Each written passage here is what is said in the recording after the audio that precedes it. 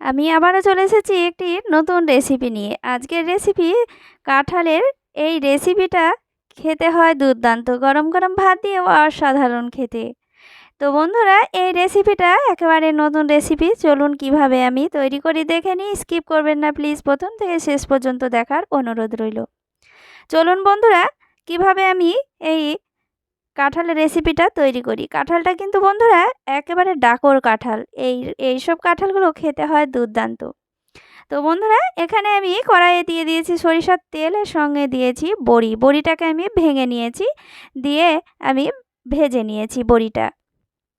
বড়িটা অবশ্যই দেবেন, আর যদি বড়িটা না থাকে তাও অসুবিধা নেই। তো বন্ধুরা দেখতেই পাচ্ছেন এখানে বড়িটা ছিল। বড়িটা দিলে ফ্লেভারটাও খেতে সুন্দর হয়, আবার ফ্লেভারটাও খুব সুন্দর হয়। তো বন্ধুরা দেখতেই পাচ্ছেন এখানে বড়িটাকে ভেজে নেওয়ার পর এখানে আমি সরিষার তেল দিয়ে দিচ্ছি পরিমাণ মতো। তেলটা গরম হওয়ার পর তারপর এখানে দিয়ে দিচ্ছি পেঁয়াজ বাটা। পেঁয়াজ বাটা অবশ্যই দেবেন। পেঁয়াজ বাটা যদি আপনারা পছন্দ না করেন পেঁয়াজ বাটা, তাহলে আপনারা কুচি করে দিয়ে দেবেন।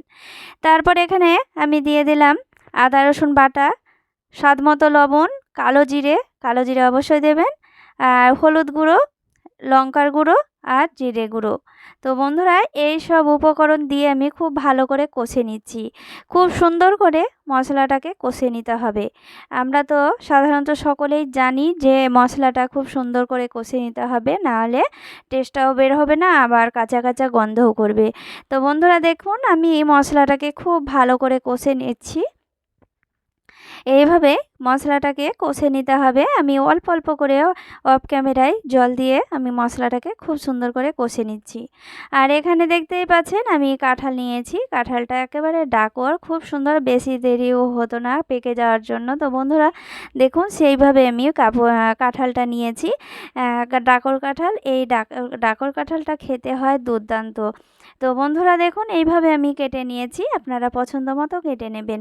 আর এখানে আমি মশলাটাকে খুব ভালো করে কষে নিয়েছি, তেলটাও ছেড়ে গিয়েছে। আর আমি এখানে দিয়ে দিচ্ছি অল্প করে জল। জলটা দিয়ে আমি নাড়াচাড়া করে নিচ্ছি।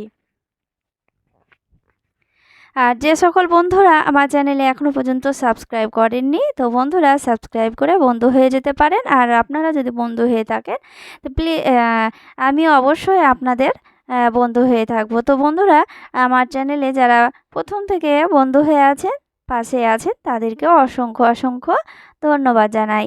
তো বন্ধুরা এখানে আমি মশলাটা কষে নেওয়ার পর আমি এখানে ভেজে রাখা বড়িটা দিয়ে দিলাম। দিয়ে মশলার সঙ্গে নাড়াচাড়া করে নিলাম। তো আমি প্রথমেই বড়িটা দিয়েছি। তো বন্ধুরা দেখুন বড়িটা দেওয়ার পর আমি এখানে দিয়েছি সে কেটে রাখা কাঁঠাল। তো এই কাঁঠালটা দিয়ে আমি খুব ভালো করে মশলার সঙ্গে খুব সুন্দর করে কষে নেব। এটাও খুব ভালো করে কষে নিতে হবে। তো দেখতেই পাচ্ছেন মশলার সঙ্গে খুব ভালো করে আমি কাঁঠালটাকে কষে নিচ্ছি। আর বন্ধুরা এখানে দেখুন আমি অল্প করে জল দিয়ে দিলাম। জল দিয়ে আমি আবারও খুব ভালো করে কষে নেব। আর যে সকল বন্ধুরা আমার চ্যানেলে আছেন প্রথম থেকে শেষ পর্যন্ত দেখবেন। আর আশা করি সবাইকে রেসিপিগুলো ভালো লাগে। তো বন্ধুরা এইভাবে আপনারা পাশে থাকবেন, আর আমি অবশ্য আপনাদের পাশে থাকি। আর সকল বন্ধুদের আমি রেসিপিগুলো প্রথম থেকে শেষ পর্যন্ত দেখি। আমার নেট 2 GB নেট। তো বন্ধুরা 2 GB নেট আমি সকল বন্ধুদেরই রেসিপিতেই আমি শেষ করি। তো বন্ধুরা আপনারা অবশ্যই সকলের পাশে থাকবেন।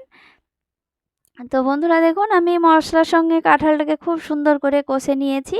তো কষে নেওয়ার পর আমি এখানে পরিমাণ মতো জল দিয়ে দিচ্ছি সেদ্ধ হওয়ার জন্য। তো আপনারা এখানে চাইলে গরম জলটা দিতে পারেন, তো আমি এখানে গরম জলটা দিলাম না।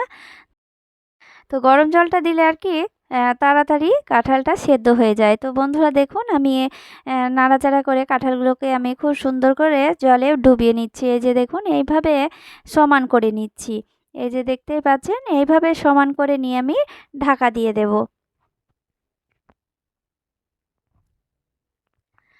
তো দেখুন বন্ধুরা এখানে আমি ঢাকা চাপা দেওয়ার আগে আমি কিছুটা কাঁচা লঙ্কা দিয়ে দেবো। কাঁচা লঙ্কা দিলে ফ্লেভারটা খুব সুন্দর আসে। এরপরে ঢাকা চাপা দিয়ে দিচ্ছি সেদ্ধ হওয়ার জন্য। তো দেখতেই পাচ্ছেন আবারও ঢাকনাটা আমি তুলে দেখে নিচ্ছি, নাড়াচাড়া করে নিয়েছি মধ্যে। তো অনেকটাই জল কমে গিয়েছে। তো নাড়াচাড়া করে নেওয়ার পর আমি আবারও একটু ঢাকা দিয়ে আমি জলটাকে একেবারে কমিয়ে নিয়েছি। তারপরে আমি অল্প করে চিনি আর গরম মশলা ছড়িয়ে দিচ্ছি। এখানে বাড়ির ভাজা মশলা থাকলে আপনারা দেবেন, না হলে কেনা গরম মশলাটাও দিলেও স্বাদটা অনেকটাই সুন্দর হয়। তো বন্ধুরা এভাবে নাড়াচাড়া করে নামিয়ে নেব। রেসিপিটা ভালো লাগলে অবশ্যই লাইক, কমেন্ট, শেয়ার করবেন।